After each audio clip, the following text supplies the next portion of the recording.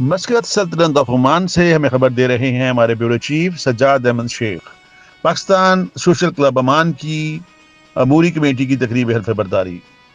تقریب کا آغاز تلاوت کلام پاک سے اور حمد و نعت سے ہوا، جس کے بعد نہایت احترام سے عمان اور پاکستان کے قومی ترانے سنے گئے۔ اس پروکار تقریب کے مہمان خاص سفیر پاکستان ڈاکٹر سید نوید صفدر بخاری تھے، جبکہ مہمان اعزازی سید فیاض علی شاہ تھے۔ وزارت عوامی فلاح و بہبود و ترقی عمان کی جانب سے مہمانان گرامی عبدالرحیم بن سیف الخروسی، شبیب بن شمس الزاجلی، میاں محمد منیر سابق چیئرمین تقریب میں شامل تھے۔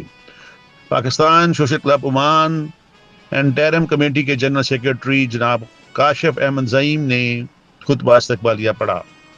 اس موقع پر سفیر پاکستان ڈاکٹر نوید صفدر بخاری کی سرپرستی میں حلف برداری کی تقریب ادا کی گئی۔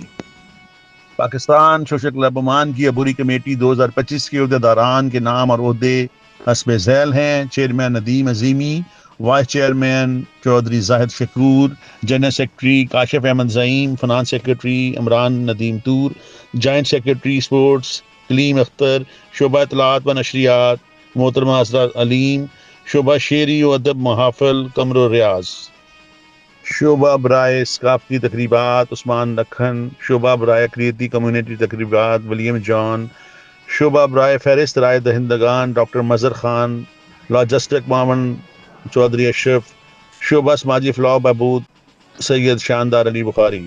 تقریب میں فنانس سیکرٹری جناب عمران طور نے آئندہ مالی سال کے لیے بجٹ پر اپنا موقف پیش کیا۔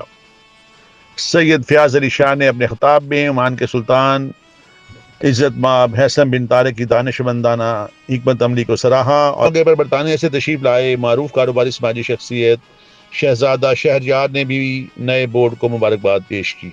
عزت مآب سفیر پاکستان ڈاکٹر سید نوید صفدر بخاری نے کمیونٹی ممبران سے خطاب کرتے ہوئے کہا کہ سلطان حسن بن طارق کے جذبہ خیر سگالی کے ویژن کو سراہتے ہوئے اس بات پر انتہائی خوشی کا اظہار کرتے ہیں کہ عمان میں مقیم تمام کمیونٹیز کو اپنی تہذیب و ثقافت کو اجاگر کرنے کی مکمل آزادی حاصل ہے۔ تقریب میں نظامت کے فرائض عذرا علیم اور سید شاندار علی بخاری نے بخیر و خوبی سر انجام۔ میاں محمد ریاض، چودھری محمد اشرف، محمد یاسین بھٹی، ارشد علی خان، AH راجہ، ڈاکٹر اقبال رافع، سید آفتاب گیلانی، محمد اقبال جعفری، محمد صادق، ڈاکٹر شاہد شکور اور مسقط عمان کے دیگر علاقوں میں مقیم پاکستانیوں کی ایک بڑی تعداد نے اس پروکار اور تاریخ ساز تقریب میں شرکت کی۔